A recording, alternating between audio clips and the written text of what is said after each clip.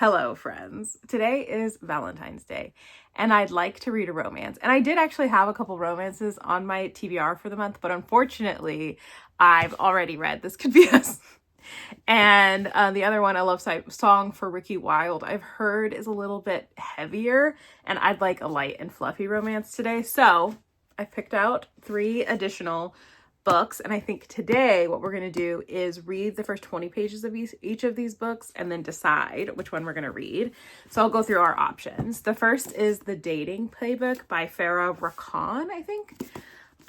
It says 2 best friends, 1 fake boyfriend. When it comes to personal training, Taylor Powell kicks serious butt. But it seems no matter how much hustle she puts into her business, the bills keep piling up. And now the money situation is dire. She's going to need more help than her best friends Samira and London can give. She needs a miracle. And Jamar Dixon might just be it. The oh-so-fine former football player wants back in the NFL, and he's convinced Taylor can get him in shape for it. There's just one catch. No one can know she's training him.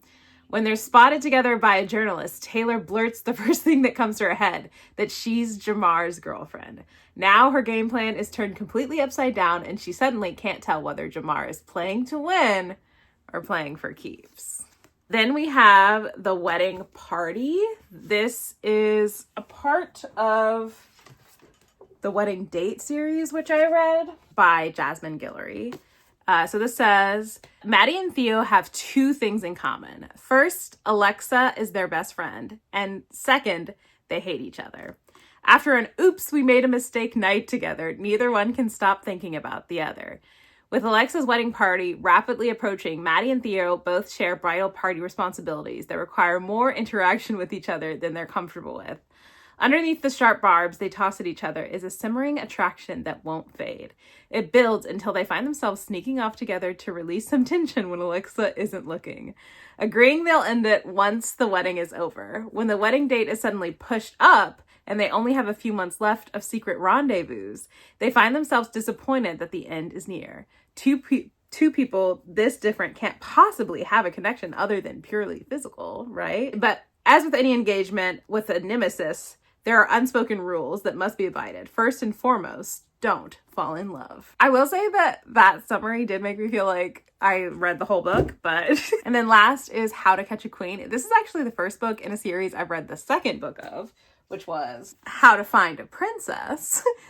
I read the second book before the first book, even though I got them at the same time, because this one is gay, and I liked that. But I did really enjoy this book. Obviously, I kept it. And so I could read the first one today. So the synopsis reads, when Shanti Mohapti weds the king of Njeza, her dream of becoming a queen finally comes true. But it's nothing like she imagined. Shanti and her husband may share an immediate and powerful attraction, but her subjects see her as an outsider, and everything she was taught about being the perfect wife goes disastrously wrong.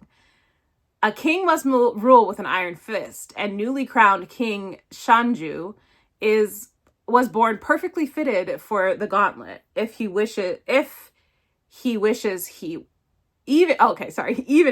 he weren't. He agrees to take a wife, as is required of him, though he doesn't expect to actually fall in love. Even more vexing, his beguiling new queen seems to have the answers to his country's problems, except no one will listen to her. By day they lead separate lives, by night she wears the crown, and he bows to her demands in matters of politics and passion. When turmoil erupts in their kingdom and in their marriage, Shanti goes on the run, and Shanyu must learn whether he has what it takes to both lead his people and catch his queen. This is Alyssa Cole. Alyssa Cole has written in a few different genres, but the second book in this series was the first romance book I read from her. So I really liked it. Anyway, these are the books that we will be reading from today. And I'm excited to get into it. Hopefully we'll have a romantic day. So I think I'm going to start with The Dating Playbook because of the summaries, this one was the one I was most excited about. So let's get into the first 20 pages. 'Cause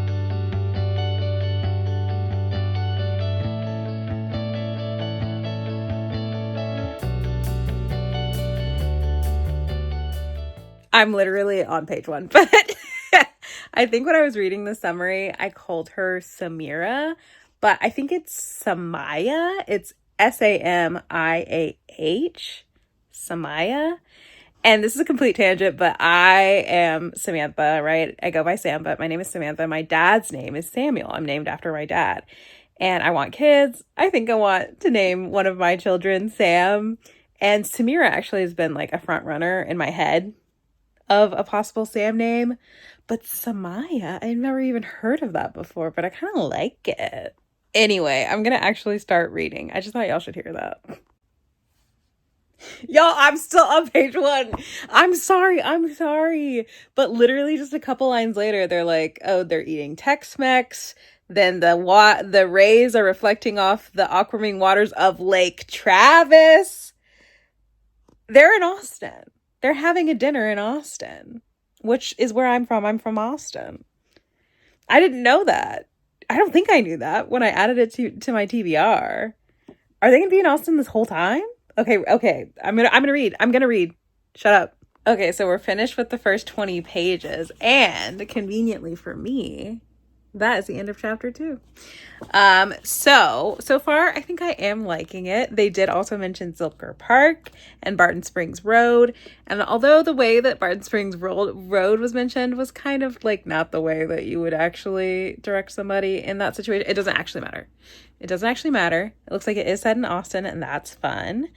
And so far, I'm liking it. I had a little giggle in the first couple chapters, and I think the characterization is fun. It is a little bit far-fetched so far already, but that's okay. You know, I'm reading a fictional romance novel, so that is to be expected.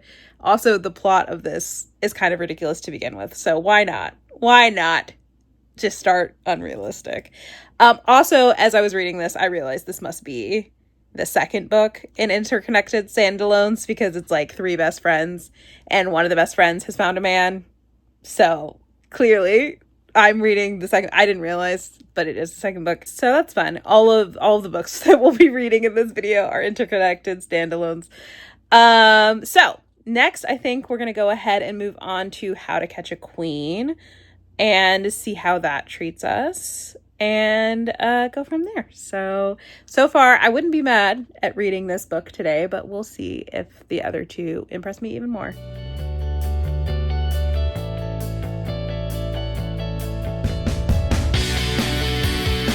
Okay, I got 6 pages in to Catch a Queen before I remembered that I had sourdough that needed to be shaped and put in the fridge, so I did that. And now we're back, and we'll go ahead and read. Oh, I got to page 8. I lied. And so we're going to read the last 12 pages.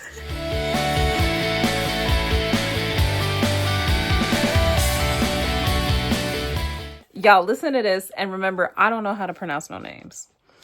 We found you a most beautiful queen on royalmatch.com. She's from the Lesso? Unfortunately, that kingdom of goddess-worshipping weaklings. And old for a first wife at 29. Mind you, he's 32. But she will look good on your arm at the ceremony. She's the best quality we could find who is willing to travel here at the snap of a finger. We will do better with wife number 2. Let's go meet your bride-to-be. Mind you, this is after we find out that his dad, our MMC's dad, who is currently the king, but is also dying, had many wives. Like, he was born of the 20th wife of his dad's, and there were many more after the 20th wife. So, this poor prince is real messed up. His idea of marriage, very scary, very exhausting. Okay, we've reached page 20, which again is conveniently before chapter 1. I guess I was reading the prologue this whole time. Anyway, we read the first 20 pages, and it is absurd, but like, that is what you expect from a royal romance in made-up countries, right? I don't know. This poor MMC, though, he's got it rough. And he immediately yells at her when they meet, which is not my favorite, but, you know, we'll see where this goes. I did really enjoy the second book, so we'll see. But I think right now I would be less excited to read this than I would be the first one. So that's kind of where we're at here. Now it is the afternoon and I still haven't showered. So I think I'm going to go ahead and take a shower, put on some makeup, do my hair. It is Valentine's Day and I'd like to look nice. And then after that, I think I will pick up the wedding party. Okay, I'm still getting ready, but I never get to see how long my hair is until I straighten it. So just look at that. Isn't that crazy? Length. Okay, we've got a cute little red outfit. And I did do my makeup, which I always feel like more of a real adult when I do my makeup. And now we're going to read the first 20 pages of the wedding party.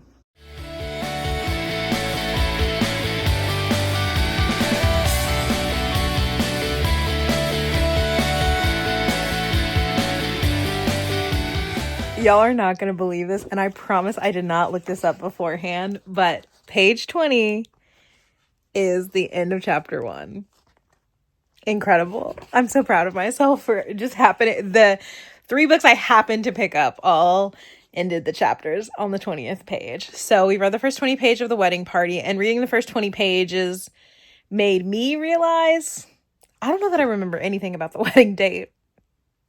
But I think this was cute. I definitely am still interested in reading it, but nothing particularly stood out to me about this first chapter.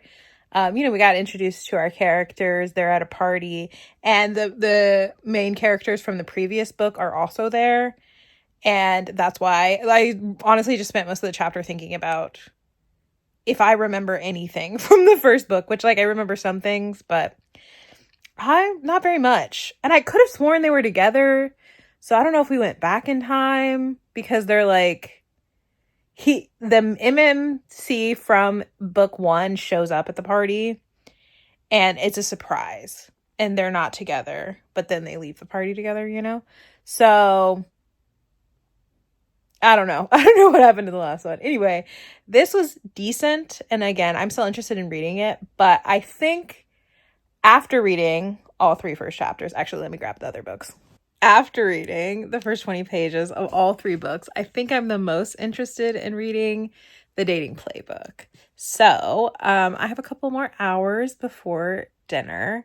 And I think I'll go ahead and continue reading that. Then I'll go to dinner and I will update y'all tomorrow. Okay, so I lied. It is 4 days later, but I have finished the Dating Playbook. And this was okay, but we'll get into it. So I actually finished this book last night, and I think overall it didn't do anything terribly, but I wasn't ever super invested. So I think I would maybe read from this author again, but I'm not going to be keeping this book. A few of the things that I struggled with this book is she is a personal trainer / coach, and she has a boot camp. And I knew that from the first 20 pages, but what I didn't necessarily expect was there was a lot of, morality around food. She ends up also meal planning for people and criticizing, I guess, the way that other people eat. And it wasn't terrible, but there was a lot of language that's cheat days and stuff like that. Substitute these unnecessary carbs. And there's nothing wrong with that. I just don't particularly enjoy it. I don't like it. I would prefer people not use that kind of language around food. I think guilt around food is kind of weird. So for me, that just wasn't enjoyable to read. Sometimes it was also just difficult to overlook how ridiculous things got in this book. There were so many times where I was that doesn't make any sense. That a really wealthy football player who lives in the Austin area would buy a giant house in Georgetown. That's really, I assume that there probably are giant houses in Georgetown, but that is not where I associate like wealthy people buying big houses for the Austin area. So I don't know. So I think I was a little bit too Austin for this. I also just like I prefer when people are making references to like local things and stuff for it to be more natural. So for instance, at one point they reference what I assume is queso, but the character calls it decent cheese dip made with real cheese. So overall, I think it was fine. I believe that these two people cared about each other, but I never really got to the point where I was like fully invested and was rooting for them.